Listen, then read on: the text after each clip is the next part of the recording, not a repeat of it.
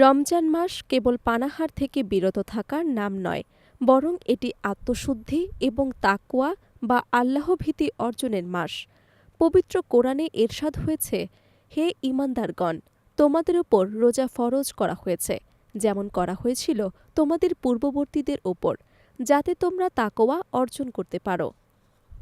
রমজানের প্রথম ১০ দিন হল রহমতের। এই সময়ে আল্লাহ রাব্বুল আলামিন তার বান্দাদের ওপর অঝোর ধারায় রহমত বর্ষণ করেন। হাদিসে এসেছে, রমজান শুরু হলে জান্নাতের দরজাগুলো খুলে দেয়া হয়, জাহান্নামের দরজাগুলো বন্ধ করে দেয়া হয় এবং শয়তানকে শিকলবন্দী করা হয়। তাই এই মাসটি ইবাদত, কোরআন তিলাওয়াত এবং দান সদকার মাধ্যমে কাটানো প্রতিটি মুমিনের লক্ষ্য হওয়া উচিত। বিশেষ করে এবারের ২০২৬ সালের রমজান আমাদের শিখিয়ে দেয় ধৈর্য ও সহমর্মিতা।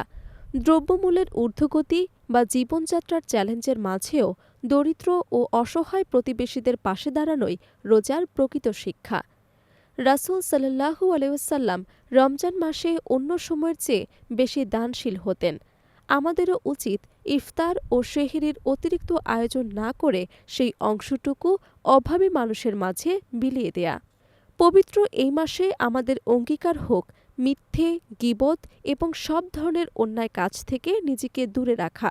শুধুমাত্র উপোস থাকা নয়, আমাদের চোখ, কান ও জিহ্বাও যেন রোজার পবিত্রতা রক্ষা করে। মহান আল্লাহ আমাদের সবাইকে পুরো মাস সুস্থতার সাথে রোজা রাখার এবং তার সন্তুষ্ট অর্জনের তৌফিক দান করুন।